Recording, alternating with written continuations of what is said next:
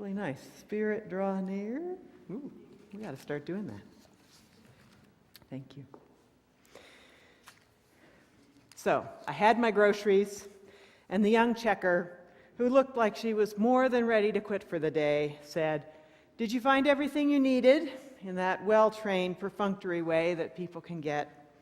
"I did," I said, with what I hoped was an encouraging smile, but she turned her back to her task. "Awesome," she responded, tiredly, and she kept right on checking. Don't you just hate it when the really good words get co-opted by pop culture and ruined? That's why I changed the title of this sermon from awesome to goosebumps.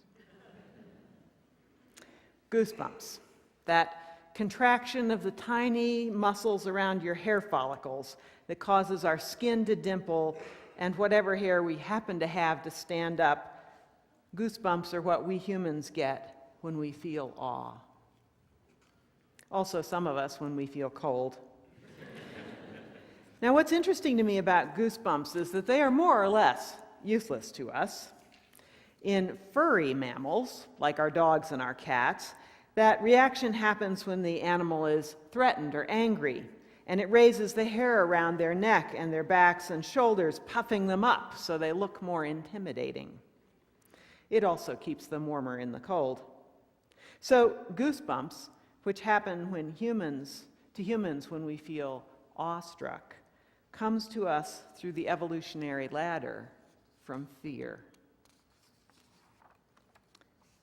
Now, it just so happens that the same day I came across this little fact of science, heaven knows how that happened. Anyway, I also came across a biblical commentary that told me that in Hebrew, the word yirah means both awe and fear. And that means that all that fear of the Lord stuff that you might have heard about through the years, which you probably imagined meant that you should feel scared even if you weren't necessarily inclined to, all that could as soon be translated awe of the Lord. And while we're at it, with that Lord bit, with its masculine royalist overtones, that could be translated better as the all. So the whole phrase, which I don't know about you, but I always thought was kind of strange, fear of the Lord, might also be translated awe of reality. Like that? I do too. But it does seem that the ancient Hebrews, who knew nothing about evolution, were onto something about a crossover between fear and awe, which is just not coming across in the popular usage of awesome. Awe is in the family of emotions which are mostly positive, including wonder and joy.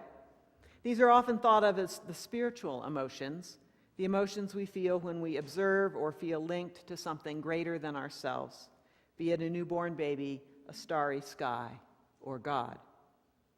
Joy is an abundance of meaningful pleasure, way beyond happiness, because of the meaningful part.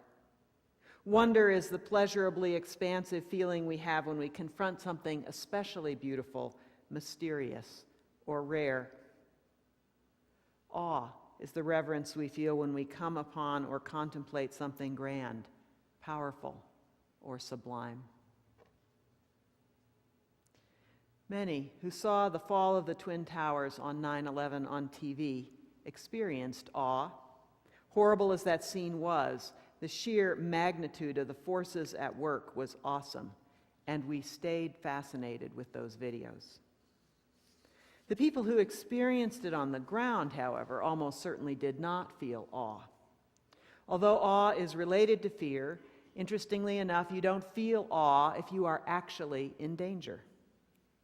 Evolution primes us to fight or flight when in danger, whereas our response to awe is to slow down, open up, gape like an idiot, and be unconcerned for our safety. Therefore, there is some self-protective part of our mind which shuts down the awe if there actually is danger. So, what's the fear about? Why the goosebumps? And I hasten to say that not everybody gets goosebumps. So if you don't worry, you can still feel awe.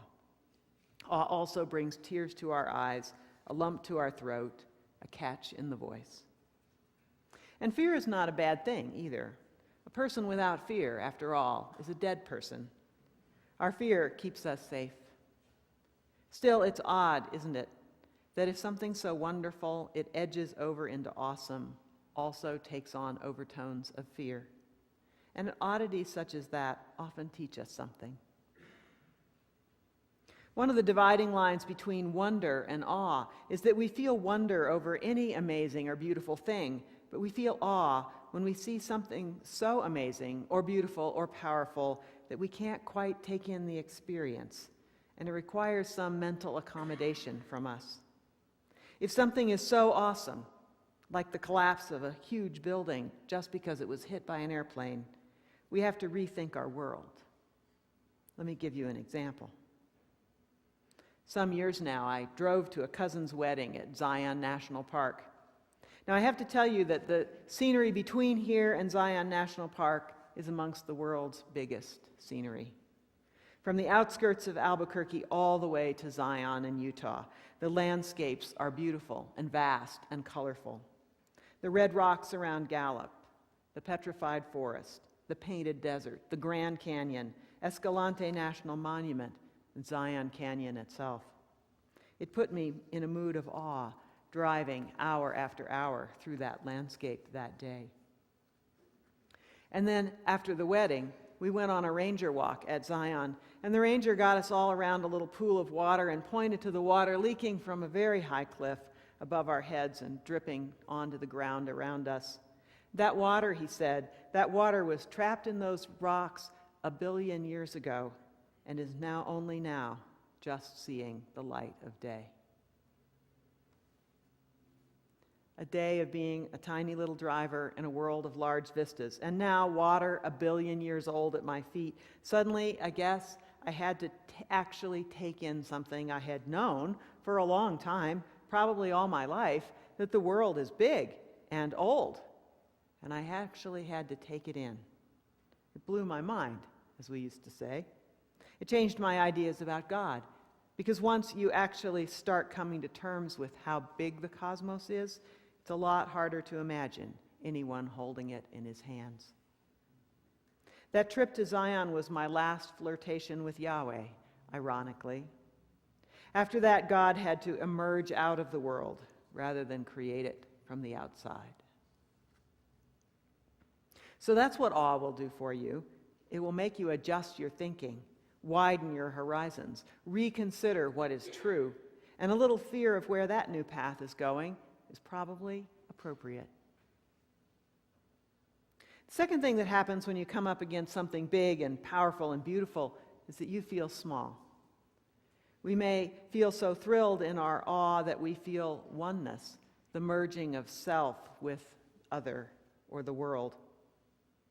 And our egos, that part of ourselves which is a self and wants, thank you very much, to stay a self, feels threatened about feeling small or being absorbed or any other way disappearing. A stab of fear, therefore, is its self-protection reaction. The stab of fear disturbs many meditators. It is something that wakes us from wonderful dreams. It's a well-known phenomenon of the spiritual life, and it's a part of the emotional color of awe. Psychologists and biologists want to understand why humans experience awe. If everything the species does has some kind of evolutionary advantage to survival and thriving, what part does awe play?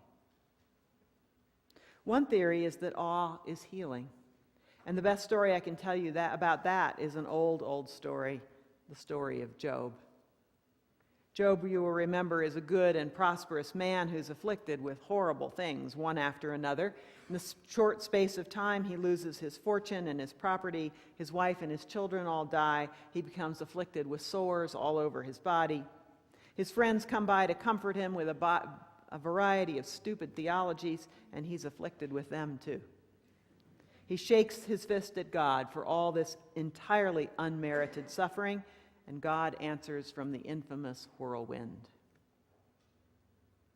But you know, God does not explain why all those bad things have happened to Job. Instead, God goes on and on and on about how big the universe is and how little humans know about it. He compares Job's sense that he ought to be able to understand why things happen to him to thinking that he ought to be able to pull a sea monster out of the sea with a fishhook. This most famous speech God ever made evokes the expansive sweep of the intricacies of creation about as well as anything in all of human literature. And the effect it has on Job is healing. It invokes in Job a healing sense of awe, a sense of smallness, but also of belonging to the immensity of things. You don't have to believe in the guy in the sky to experience this same feeling. You don't have to believe in a creator to lose yourself in the immense intricacy of things. The spirituality of the naturalist, the cosmologist, the person who watches the falling stars or the falling snow is the same.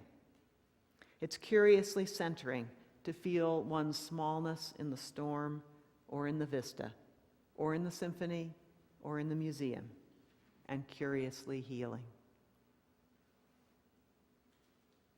Alain de Botton, the writer on the spirituality of atheism, says, "Nightly, perhaps after the main news bulletin and before the celebrity quiz show, we might observe a moment of silence in order to contemplate the 200 to 400 billion stars in our galaxy, the 100 billion galaxies, and the 3 septillion stars in the universe. Whatever their value may be to science, the stars are in the end no less valuable to humankind as solutions to our megalomania, our self-pity, and our anxiety."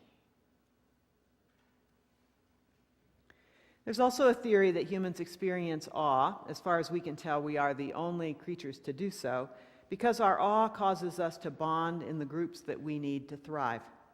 Awe makes us better, more social people. The experience of awe appears to make us more generous people. Some researchers asked groups of people a bunch of questions to find out how often and how strongly they reported experiencing awe, and then, apparently as an afterthought, gave each of them a little gift of 10 lottery tickets, which would be entered in their name for a cash drawing. They could keep all the lottery tickets themselves, of course, or they could donate their tickets to someone who, for some reason, had not been eligible to receive tickets. The persons who reported the most awe in their lives gave 40% more tickets than the others.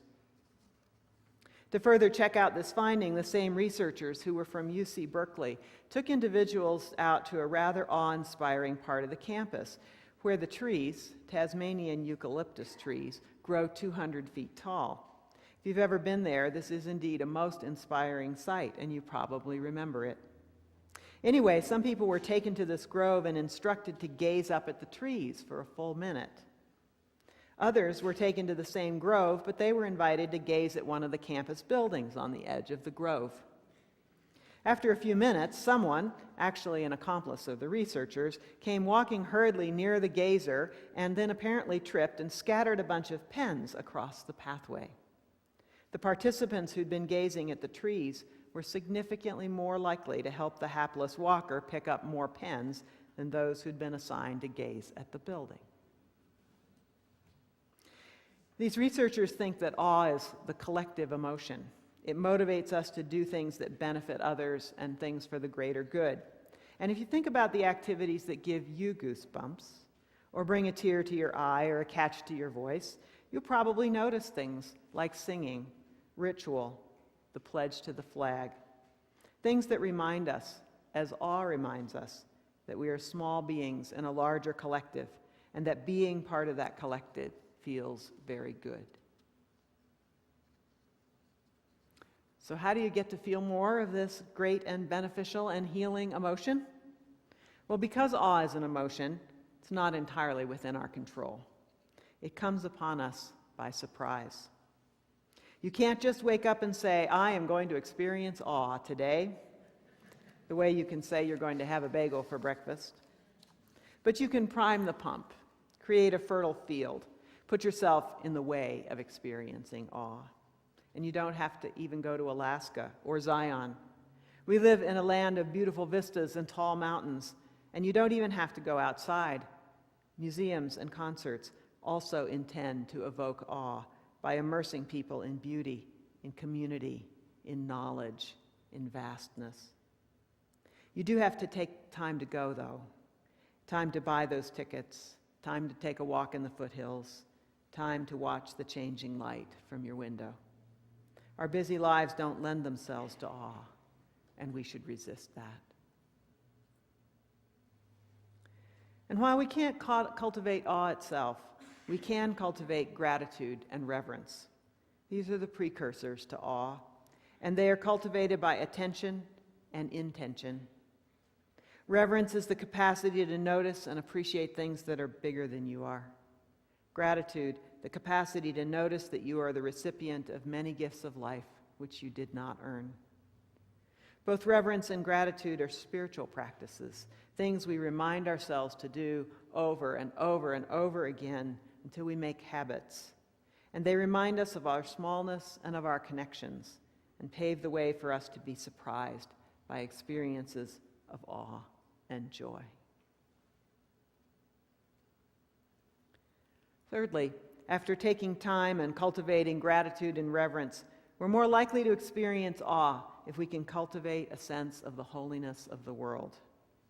This is a sense we were born with and sometimes remember having had as children, and it is often lost as we struggle to master our world, or because some clueless adult intimated that we should just grow up. As our last foray into awe this morning, we're going to listen to and sing along with a song about the holiness of the world. The composer and singer is someone who lost his sense of the holiness and awe of the world as a result of ham-handed religiousness, but somehow got it back, and he sings about it. You can lose awe because of ham-handed science teachers, too, or just by inattention, but this is another precursor to awe, which we can cultivate. Holy can mean connected to God and the sacred, not things all you use believe in. But holy can also mean sublime as well, or awesome. And when we keep that in the front of our minds, we're more likely to be visited by the gift of awe. Lots of us know this song by UU composer Peter Mayer, so if you do, or as you catch on, feel free to sing along. It's going to be our closing song, so go ahead and stand as you are able.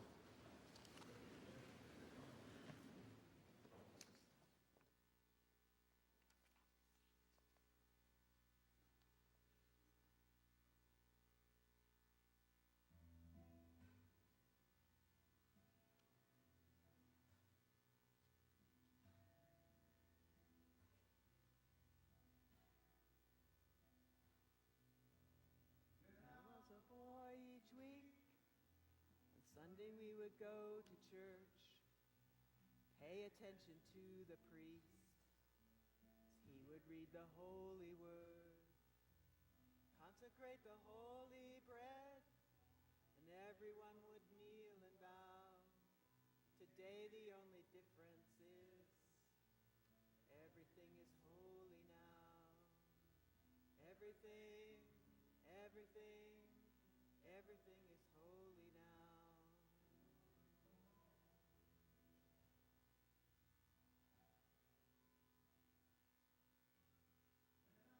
Sunday school, we would learn about the time. Moses is the sea and two. Jesus made the water wine. I remember feeling sad. Miracles don't happen still. Now I can't keep track, 'cause everything's a miracle.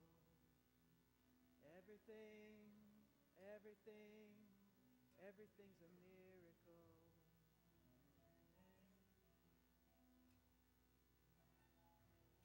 Wine from water is not so small.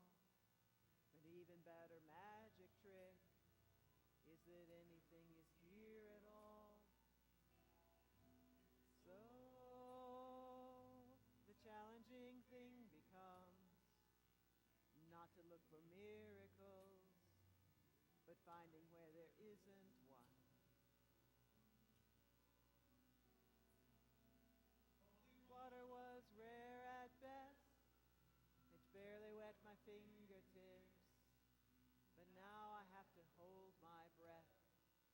like I'm swimming in a sea of it. Used to be a world half there, heaven's second-rate hand-me-down.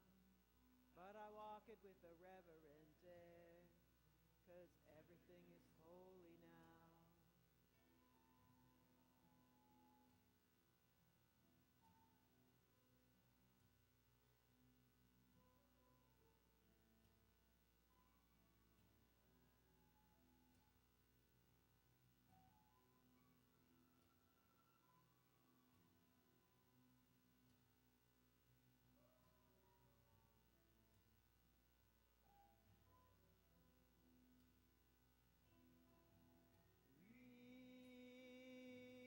Questioning child's face and say it's not a testament. That'd be very hard to say. See another new